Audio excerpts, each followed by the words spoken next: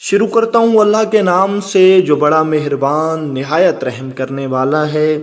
ایک زمانے کی بات ہے کہ ایک گھر میں چوری ہوئی اور چور اسی محلے کے تھے۔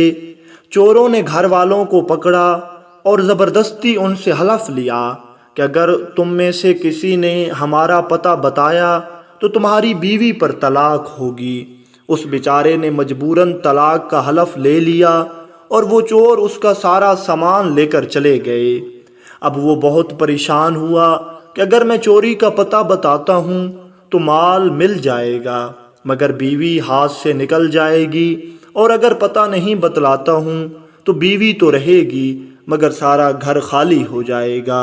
تو مال اور بیوی کا مقابلہ ہو گیا، یا مال رکھے یا بیوی رکھے، اور کسی سے کہہ بھی نہیں سکتا تھا کیونکہ وہ عہد کر چکا تھا۔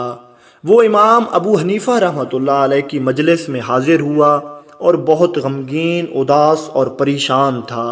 امام ابو حنیفہ رحمۃ اللہ علیہ نے فرمایا کہ آج تم اداس ہو، کیا بات ہے؟ اس نے کہا حضرت میں کہہ بھی نہیں سکتا۔ فرمایا کچھ تو کہو۔ اس نے کہا کہ حضرت اگر ہم نے کہا تو نہ جانے کیا ہو جائے گا۔ امام صاحب نے فرمایا کہ تم اجمالاً کہو، یعنی اشارے میں بتا دو۔ اس نے کہا حضرت چوری ہو گئی ہے، میں نے عہد کر لیا ہے کہ اگر میں ان چوروں کا پتہ کسی کو بتاؤں گا تو میری طرف سے اپنی بیوی کو طلاق ہوگی۔ مجھے معلوم ہے کہ چور کون ہیں، وہ محلے ہی کے ہیں، لیکن اگر پتہ بتاتا ہوں تو بیوی کو طلاق ہو جائے گی۔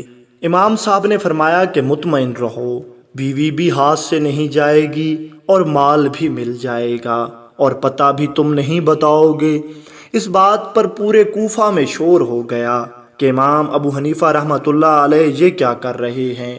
یہ تو ایک عہد ہے، جب وہ پورا نہ کرے گا تو بیوی کو طلاق ہو جائے گی۔ امام صاحب نے یہ کیسے کہہ دیا کہ نہ بیوی جائے گی نہ مال جائے گا؟ علماء اور فقہا پریشان ہو گئے۔ امام صاحب رحمۃ اللہ علیہ نے فرمایا کہ کل ظہر کی نماز میں تمہارے محلے کی مسجد میں آ کر پڑھاؤں گا۔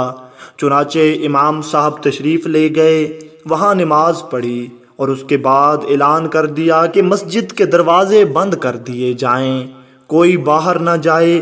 اس میں چور بھی تھے۔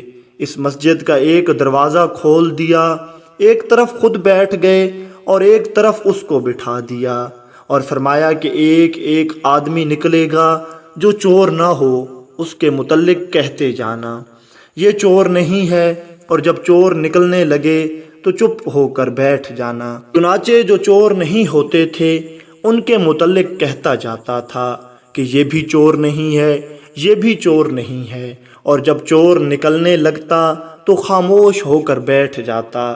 اس طرح اس نے گو بتایا نہیں مگر بتائے بنا سارے چور متعین ہو گئے کہ یہ سب چور ہیں۔ چنانچہ چور بھی پکڑے گئے، مال بھی مل گیا اور بیوی بھی ہاتھ سے نہیں گئی۔ یہ تدبیر کی بات تھی، اور یہ تدبیر اللہ کے ولی ہی کر سکتے ہیں، جن کو اللہ تعالیٰ نے اتنا دماغ، اتنا عقل اور اتنی فہم و فراست دی ہو، وہی ایسے فیصلے کر سکتے ہیں، وگرنہ ہر عام بندہ